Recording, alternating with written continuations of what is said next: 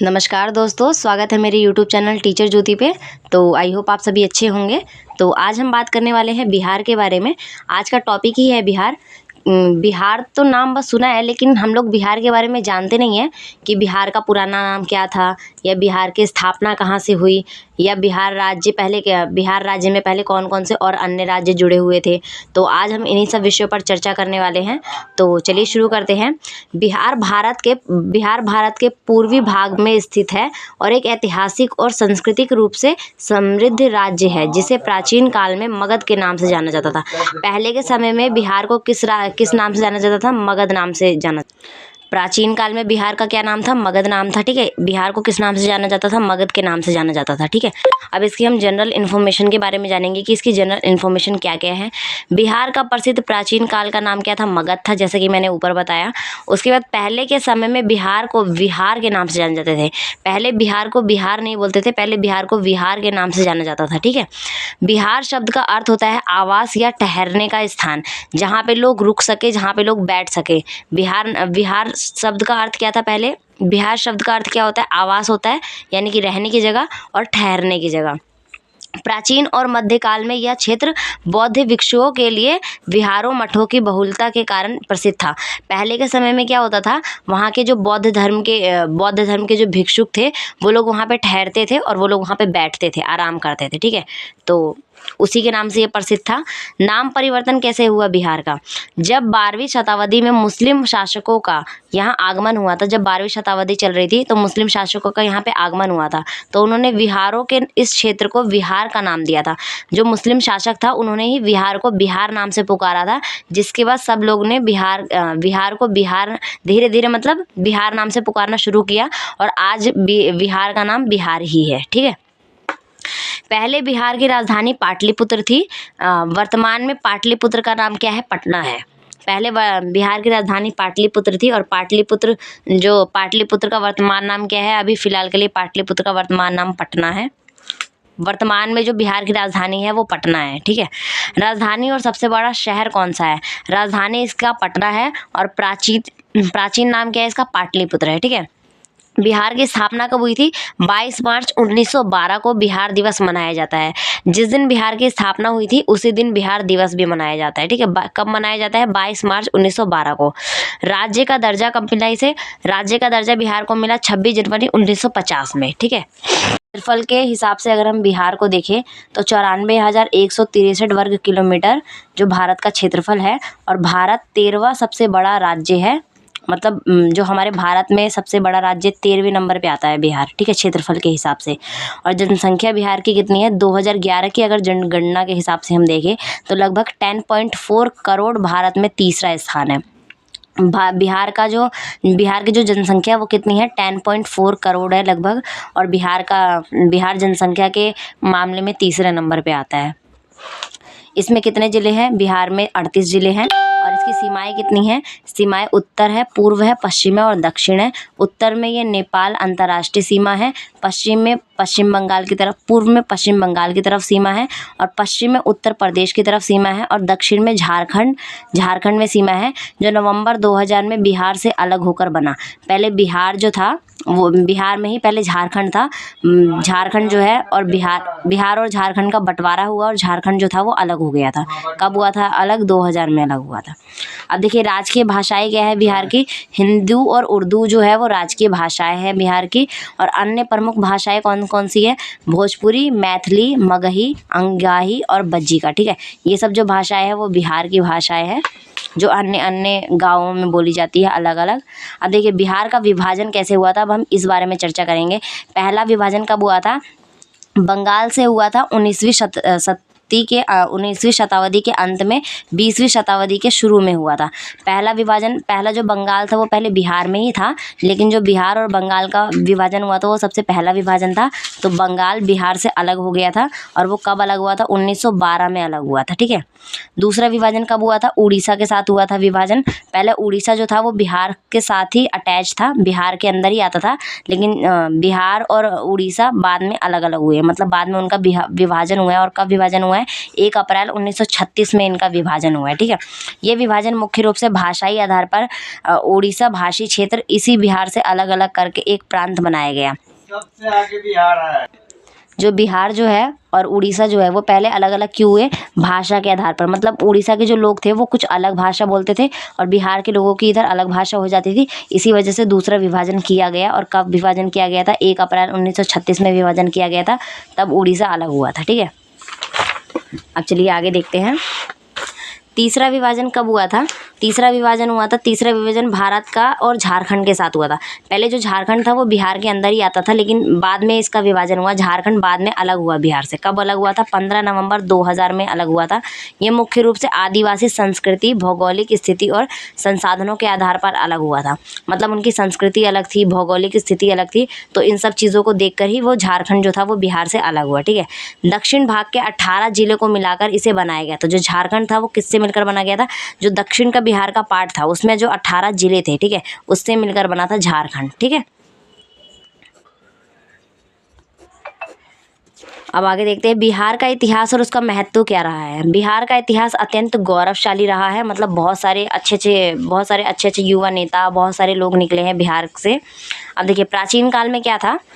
यह बौद्ध धर्म और प्रवर्तक गौतम बुद्ध की कर्म भूमि थी। जो गौतम बुद्ध जी थे उनकी वो कर्म भूमि थी। कौन सी कर्म भूमि थी? बिहार जो कर्म भूमि थी। ठीक है, उन्हें बोध गया के नाम से भी उन्हें बोध गया में ज्ञान प्राप्त हुआ था। जो क्या बोलते हैं, गौतम बुद्ध जी है, उन्हें जो ज्ञान प्राप्त हुआ था वो कहाँ पे प्राप्त हुआ था? बोध गया में प्राप्त हुआ था। और बोध गया कहाँ है? बिहार में है। ठीक है, अब देखिए, जैन धर्म के भगवान महावीर का जन्म भी यहीं हुआ था। जैन धर्म के जो भगवान है महावीर, उनका जन्म भी कहाँ हुआ था? उनका जन्म भी बिहार में ही हुआ था। और उन्हें पावापुरी का निवान प्राप्त हुआ था। उन्हें किसका निवान प्राप्त हुआ था? पावापुरी का। ठीक है, अब देखिए, नालंदा विश्वविद्यालय जो सबसे पहला विश्वविद्यालय है वो भी बिहार में ही था। दुनिया का पहला आवासीय विश्वविद्यालय है। और विक्रमशिला विश्वविद्यालय जैसे शिक्षा के माध्यम में महान केंद्र यहीं स्थित थे। मतलब जो बिहार में थे वो पहले शिक्षा के मामले में भी बहुत अच्छा था। पहले नालंदा विश्वविद्यालय भी वहीं पे था जो विश्व का सबसे पहला विश्वविद्यालय है। और विक्रमशिला विश्वविद्यालय भी वहीं पे था। ठीक है, भारत के बड़े साम्राज्य मौर्य साम्राज्य, चंद्रगुप्त और मौर्य सम्राट अशोक और बाद में गुप्त वंश का उदय भी मगध से हुआ था। मगध कहाँ पे है? बिहार से है। लेकिन चंद्रगुप्त मौर्य, अशोक सम्राट, इन सब का जो उदय है, गुप्त वंश का उदय, इन सब का उदय कहाँ से हुआ था? इन सब का उदय मगध से हुआ था। और मगध कहाँ पे है? बिहार में है। ठीक है, अब देखिए, मध्यकाल में क्या हुआ था? इस क्षेत्र में मुस्लिम शासकों का अधिकार रहा। मतलब जो मध्यकाल चल रहा था उसमें ज़्यादा शासन किसने किया था? मुस्लिम वर्ग के लोगों ने किया था, जिनमें सबसे पहले मोहम्मद बिन बख्तियार खिलजी और बाद में तुगलक और मुगलक वंश का अधिपत्य रहा। शेरशाह सूरी का मकबरा भी सासाराम में स्थित है। जो शेरशाह सूरी का मकबरा है वो भी आज भी स्थित है सासाराम में। ठीक है, किसने बनवाया था? मुस्लिम। शेरशाह सूरी का मकबरा सासाराम में स्थित है। इनका मकबरा बना हुआ है सासाराम में। और बख्तियार खिलजी के बाद में तुगलक और मुगलक वंश का अध्यापित रहा। मतलब इन लोगों ने भी वहाँ पे अपना अधिकार जमाया है। इन लोगों का वहाँ पे भी इन लोगों का शासन रहा। अब देखिए, आधुनिक काल में क्या है बिहार की स्थिति? स्वतंत्र भारत के प्रथम राष्ट्रपति डॉक्टर राजेंद्र प्रसाद का जन्म भी बिहार से ही हुआ था। जो हमारे राष्ट्रपति है, प्रथम राष्ट्रपति, उनका जन्म भी कहाँ हुआ था? बिहार से ही हुआ था। सिखों के 10वें गुरु गोविंद सिंह का जन्म भी बिहार के पटना से हुआ था। ठीक है, अब देखिए, भूगोल और अर्थव्यवस्था क्या है बिहार की? नदियाँ यहाँ पे क्या है? यहाँ कई महत्वपूर्ण नदियाँ बहती है। मतलब बिहार में बहुत सारी महत्वपूर्ण नदियाँ बहती है, जिनमें मुख्य रूप से गंगा है जो राज्य के 2 हिस्सों को बांटती है, उत्तरी बिहार और दक्षिणी बिहार। जो गंगा नदी है वो 2 हिस्सों को बांट देती है, एक तरफ उत्तरी बिहार और एक तरफ दक्षिणी बिहार। ठीक है, अन्य नदियाँ कौन कौन सी है? सोन नदी है, पुनपुन नदी है, फगुल नदी है, कोसी नदी है, गंडक नदी है, घाघरा नदी है। ठीक है, अब देखिए, यहाँ पे कृषि क्या क्या होती है। मुख्य रूप से कृषि के लिए बिहार बहुत प्रसिद्ध है। मुख्य रूप से इसकी खेती जो की जाती है वो धान, गेहूँ, मक्का, दाल और नकदी फसलें कौन कौन सी होती है? गन्ना, आलू, तंबाकू और तिलहन। ठीक है, ये इसकी प्रसिद्ध फसलें और सबसे मुख्य फसलें हैं बिहार में जो सबसे ज़्यादा उगाई जाती है।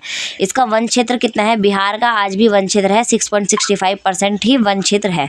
मतलब पहले बहुत ज़्यादा था लेकिन अब बहुत कम हो गया है। ठीक है, अब देखिए प्रमुख पर्यटन स्थल मतलब घूमने लायक जगह, जैसे कि बहुत सारे लोग टूरिस्ट लोग घूमने जाए अगर बिहार में तो वहाँ पे भी बहुत सारी ऐसी जगह है जहाँ पे घूमा जा सकता है, जहाँ से बहुत सारी चीज़ों को हम अपने प्राचीन काल के और मध्यकाल के इन सब चीज़ों के बारे में जान सकते हैं कि पुराना इतिहास क्या रहा है। ठीक है, तो बोध गया है सबसे पहले तो घूमने का जगह, जहाँ पे महाबोधि मंदिर बना हुआ है, जहाँ बौद्धों का ज्ञान प्राप्त हुआ, जहाँ पे बुद्ध को ज्ञान प्राप्त हुआ था। ठीक है, वहाँ पे एक मंदिर बना हुआ है, बोध गया नाम से वो जगह बहुत प्रसिद्ध है। दूसरा क्या है? नालंदा विश्वविद्यालय। प्राचीन नालंदा विश्वविद्यालय के अवशेष, मतलब अभी आज भी नालंदा विश्वविद्यालय है लेकिन वो पूरा अब आज तो वो बंद है, मतलब पूरा खराब हो चुका है।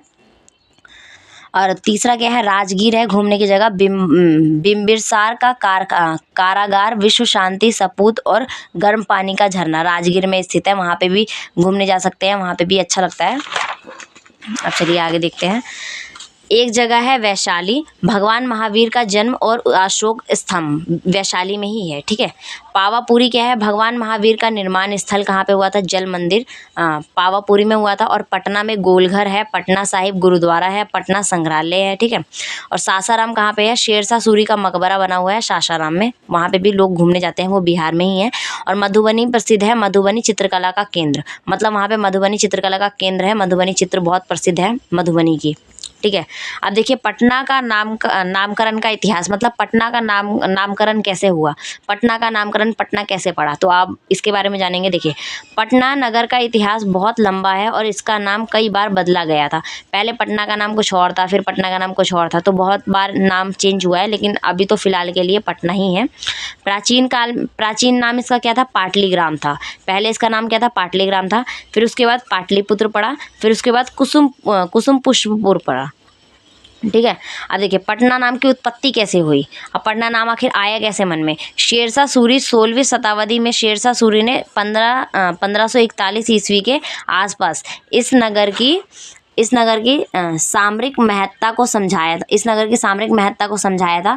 उन्होंने यहाँ एक किला बनवाया था और इसका नाम पटन रखा था। ठीक है, उन्होंने एक किला बनाया और उसका नाम क्या रखा? पटन रखा।